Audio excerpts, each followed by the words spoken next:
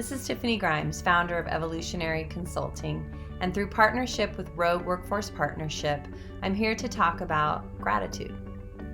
When we are in times of stress, we tend to go to coping mechanisms that might not be extraordinarily helpful for us in creating a resourceful state. And so these coping mechanisms might be things that help us numb out or check out, or just kind of temporarily escape what's happening for us. As the stress levels rise, I might want to check out of reality and get onto my social media more than I normally do. I might want to go to bed much later than I normally do because I'm binge watching something on TV because it allows me to check out. I might get involved in toxic conversations and just rewire feelings of fear and anxiety again and again. I might have too much to drink at night. I might have too much caffeine during the day. There's different ways that we develop and create coping mechanisms that don't always help us cope in the long run. And I think we can all agree we're in a long run. We're in a marathon where we don't know what the ending will even look like or how or when we will approach that.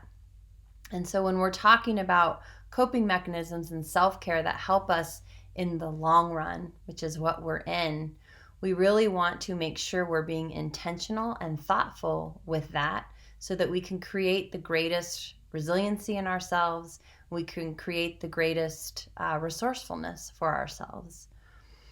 Gratitude is one really easy, simple way.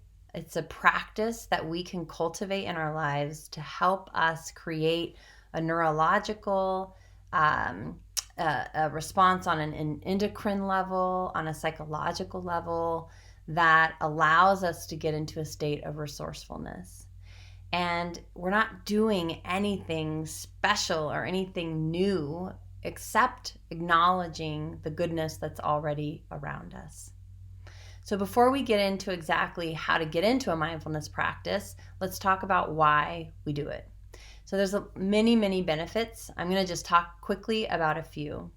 One, it helps when we are in a stress state, our cortisol levels rise and we activate our sympathetic nervous system. And as we get higher and higher and higher in that, we end up getting lower and lower and lower in our brain states and activating our own threat response. When we practice gratitude, we actually reduce our cortisol levels and we increase serotonin and dopamine, which do a lot of really great things for us.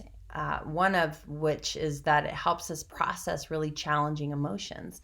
So when we have fear and anxiety throughout our day, throughout our months right now, throughout our weeks, we have a greater ability to process that when we have higher levels of dopamine and serotonin. One particular place that it changes is this area back here called the reticular activating system. It acts as a filter, as a sieve, and it allows us to see certain things that are true in our environment. It limits the amount, we have to limit the amount of information coming into our brain.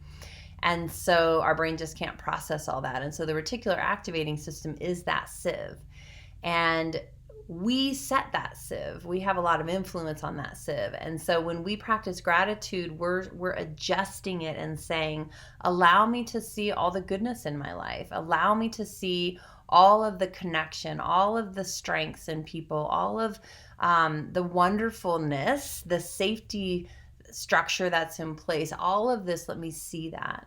If I focus on fear and anxiety and stress, then I set that sieve as well. And instead, I see the threats and I see the danger and I see the pain. And so we just shift our sieve. It doesn't change our reality. It changes the way we experience reality. Gratitude practice can look many ways. I'm going to introduce a real simple one that you can do at work or at home. It can be done during a process or as a standalone practice. This practice includes identifying 3 new and unique things that you are grateful for today in this moment. And the reason we say new and unique is that we can very quickly, we are creatures of habit, and so we can very quickly list off things we're thankful for, and it is a cognitive process and not an emotion process, not one that we feel. And gratitude practice really is one that we want to focus on the feel, not just a list. And so if every day I say I'm thankful for my kids, the food that's on my plate, and the roof that's over my head, there's not a lot of emoting in that. There's not a lot of feeling in that. And so in a gratitude practice, I want to really think of what's new and unique today that I can re-enter that state. It can be tiny things. I'm thankful for these shoes that are so comfortable to wear today, to large things. Like I'm so thankful for the connection that's happening globally right now through these new platforms that we're all on. It can be big, it can be small. The process is that it is here and not just here. You might start it by saying, today I am grateful for ... Fill in the blank. You can create the practice of doing that first thing in the morning, as you sit down to work, after each session, before a new phone call comes in. You can do it while you're washing your hands. You can ritualize it. You can do it in many ways. You can write it. You can create ways at work that many people are adding to it. There can be a virtual board. People can say it from their cubicles if you're still working in that environment. There's many, many different ways that we can create gratitude once we know how very, very important it is as a practice in our lives. I invite you today to get started. I'm thankful for you. Thanks for watching.